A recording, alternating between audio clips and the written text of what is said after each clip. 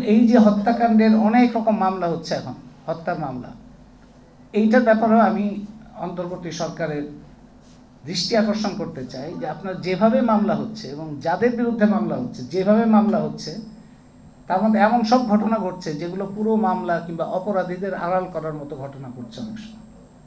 আপনি ধরেন এই ত্বকী হত্যার বিচারের দাবিতে আমরা নারায়ণগঞ্জে আইভি রহমানকে দেখলাম সবসময় যে ত্বকী হত্যার বিচার, শামীম ওসমানের বিরুদ্ধে সবসময় তাকে সবসময় একটা লড়াইয়ের মধ্যে থাকতে হইল।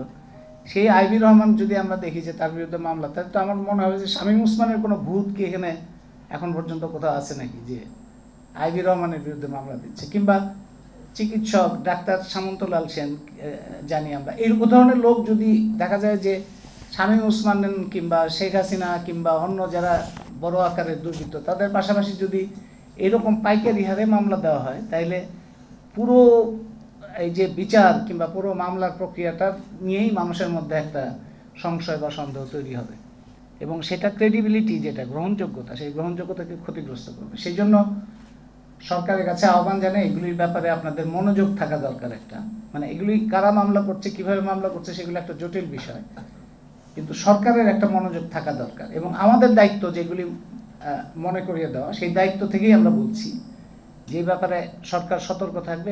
আজকে দেশের পরিবর্তিত পরিস্থিতিতে বিভিন্ন বিষয় আমরা লক্ষ্য করছি।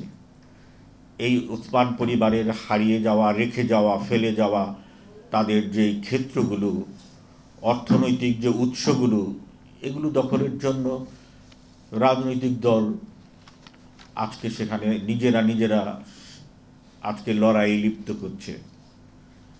আমরা এই রাজনীতিটার সেখানে পরিবর্তন চাই।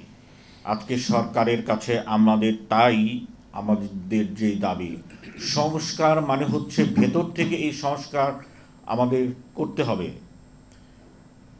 গণতান্ত্রিক যে প্রতিষ্ঠানগুলো আছে শুধু তাই নয়, আমাদের এই রাজনীতির যে সংস্কৃতি, এর যদি পরিবর্তন না আনা যায়, তাহলে আমাদের এই যে বৈষম্য বিরোধী ছাত্র আন্দোলনের যে ছাত্রদের যে বিজয়, এইটি ধূলিসাৎ হয়ে যাবে।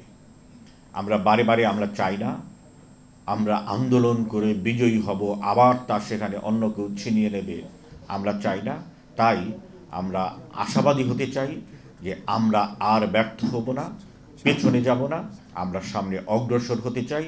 আমাদের ৭১-এর যেই স্বপ্ন, সেই স্বপ্ন আমরা বাস্তবায়ন করতে চাই।